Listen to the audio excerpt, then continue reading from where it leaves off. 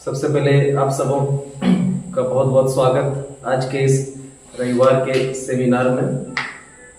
और मैं रुपेश कुमार आप सबों का स्वागत करता हूँ। हम सभी भाई प्रत्येक रविवार को यहाँ पर इकट्ठा होते हैं, एकत्रित होते हैं, कई तरह की बातें करते हैं, लेकिन सबका निचोड़ एक ही है कि खुद को एक सबल और सशक्त युवा बना करके देश के विकास में खुद को समर्पित करना, देश के विकास में अपना सहयोग हम कैसे दें उस पर हम लोग अक्सर बात करते हैं।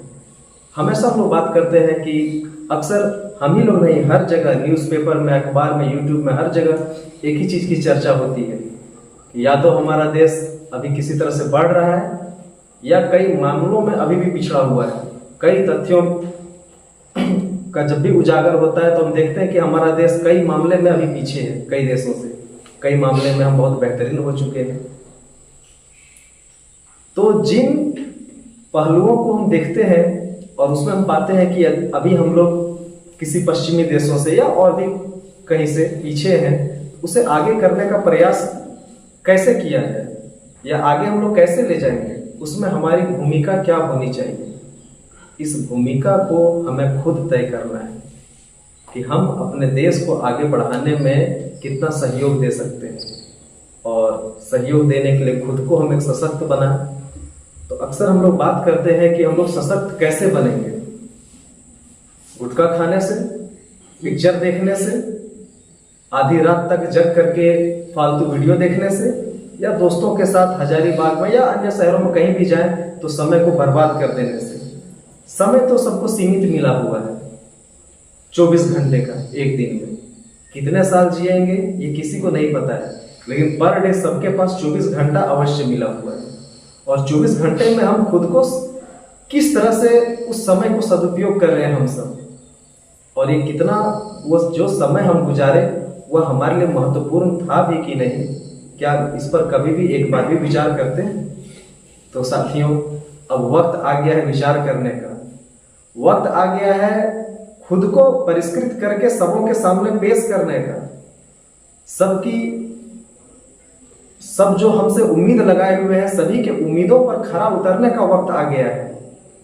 वक्त आ गया है देश को आगे बढ़ाने में खुद का सहयोग अदा करने का। तो कैसे? अक्सर सुरेश भैया हम लोग को बताते हैं आप कई तरह से देश के हित में काम कर सकते हैं। जरूरी नहीं कि आप किसी बड़े पद पर पहुंच जाए, आप प्रधानमंत्री बन जाए, कोई ऑफिसर बन जाए, शिक्षक बन जाए, जरूरी नहीं। सरकारी नौकरी या कोई भी किसी प्रकार का पद पा लेना इसका अर्थ यह कदाचित नहीं है कि हम देश के विकास में सहयोग दे रहे हैं। आप जहां हैं वही जगह में कुछ भी अच्छा करिए। 10 लोगों का, यदि हम 10 लोगों का भी माइंड वॉश कर सकते हैं बुराई से अच्छाई की ओर, माइंड वॉश करने का अर्थ है कि बुराई से अच्छाई की ओर, यदि हम खुद के जीवन को बदलने के साथ अपने परिवार, अपने समाज के कुछ लोगों का जीवन बदल पाते हैं तो वही देश हित में हमारा योगदान है। जरूरी नहीं कि हम राष्ट्र में किसी पद पर सुशोभित हों तभी हम देश के लिए कुछ अच्छा कर सकें। और फाइनली निचोड़ यही आता है कि ठीक है, हम युवाओं को प्रेरित करेंगे, खुद को बदलेंगे, अपने समाज को बदलेंगे, कई लोगों को एक अच्छी धारा में लेकर चलेंगे। लेकिन कैसे? सबसे पहला माध्यम खुद को बदलने का। खुद को पहले आप एक क्या कहते हैं, सोने की तरह गर्म करके एक चमक तो लाइए, तभी तो लोग आकर्षित होंगे।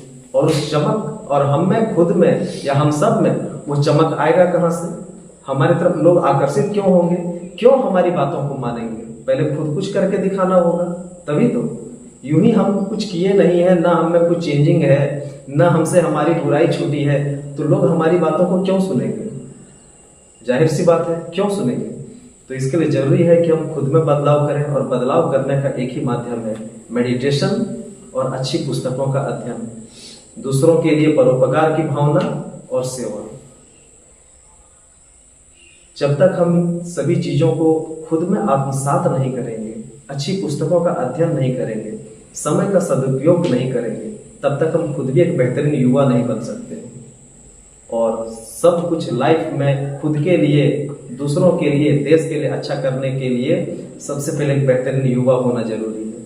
और बेहतरीन युवा बनेंगे तभी जब हम अपने कर्मों के प्रति ईमानदार हों, हमने जो कहा है अपने शब्दों के प्रति हम उत्तरदायी हैं। जिस दिन हम सब कुछ रूटीन के साथ, एक अच्छे व्यक्तित्व के साथ में, अच्छे पर्सनालिटी के साथ में हर काम को बखूबी अदा करने लगेंगे, समझिए देश हित में हमारा योगदान वहीं से शुरू होता है।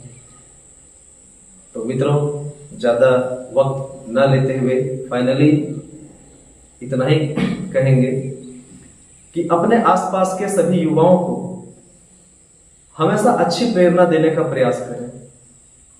यदि प्रेरणा ना हो तो उन्हें गलत रास्ते में भटकाने का प्रयास न करें। कई लोग कई तरह की बात करके बेवजह, कोई अच्छा पढ़ने लिखने वाला भी है ना, तो उसके लॉज के चार दोस्तों से कहते हैं चलो ना, अक्सर तो तुम पढ़ता है, चलो आज कन्हरी घूम करके आते हैं। पूछिए उससे कि कन्हरी का लाभ क्या है, जरा बताओ तो भाई। माँ पिताजी इतने कष्ट से काम करके 2 वक्त किसी तरह से हम लोग को यहाँ पर, किसी तरह हम लोग अच्छा से रह सके, यहाँ पर किसी तरह क्या, एक बेहतरीन तरीके से हम लोग हजारीबाग में रह सकें। दिन रात वो मेहनत किए जा रहे हैं, लेकिन उन लोग के मेहनत का फल क्या मिलेगा उन लोगों को? कभी ये सोचिए। आजकल युवा 24 घंटे में कम से कम 5 घंटा एवरेज मोबाइल में लगा हुआ है। खाते पीते उठते नहाते, यदि किसी से 1 घंटा के लिए मोबाइल ले लो तो शायद वो परेशान हो जाएगा। इस तरह से वो जकड़ गया है। तो हम कैसे दूर हो सकते हैं इन जकड़ाहट से? तो जो हमारे लिए फायदेमंद है वही हमारे लिए ज्यादा, अंग्रेजी में कहावत है ना, excess of anything is harmful for us. कोई भी चीज अधिक मात्रा में हमारे लिए हानिकारक है। टेक्नोलॉजी है, अच्छी बात है, हम उसका अच्छा से प्रयोग करें, बहुत अच्छा है हमारे लिए, लेकिन वही चीज ज्यादा मात्रा में हमारे लिए हानिकारक हो जाएगा। तो हम अपने कर्तव्यों का निर्धारण खुद से करें, और जिस दिन बेहतरीन हम अपने कार्य को निर्धारण कर सकें, हमारा व्यक्तित्व खुद ब खुद निखर जाएगा। तो फिर से कहेंगे कि हर बार की तरह हम लोग यहाँ हर रविवार को इकट्ठा होते हैं, और निचोड़ यही निकलता है कि खुद में बदलाव का जो पहला कदम है वो है मेडिटेशन। मेडिटेशन करिए और अच्छी पुस्तकों का अध्ययन।